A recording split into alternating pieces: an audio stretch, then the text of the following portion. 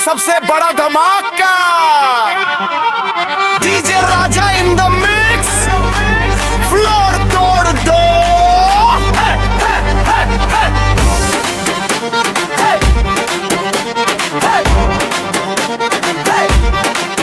DJ राजा बजा दे beat, कमर हिला दे ऑन द स्ट्रीट।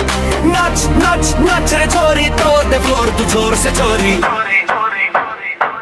आई देखो ये दंगल लाई, डांस फ्लोर पे देखो आगे गाई। डीजे के गाना पे कमर लचके, पूरा मोहल्ला देखे बच बच के। आई देखो ये दंगल लाई, डांस फ्लोर पे देखो आगे लगाई।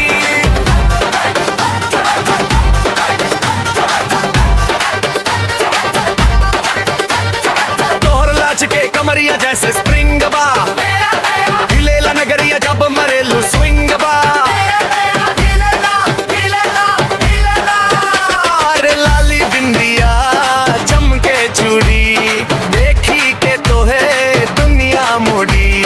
मूड बना दे, आग लगा दे, भोजपुरी के बस बता दे। सबका के तू पागल कैलू, भीत में गजबे हिल का मचाइलू। आई रे आई देखो एकदम जल आई, डांस फ्लोर पे देखो आग लगाई।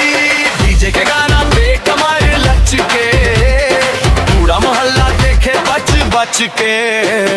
सिस्टम फाड़ दे, स्पीकर तोड़ दे, शर्म हरम सब पीछे छोड़ दे। होठ वरसीला चल बनसीला, तोहरा अदाबा सबसे रहीले। हिलो वालू जब तू अपनी जवानी, पूरा यूपी मंगल पानी।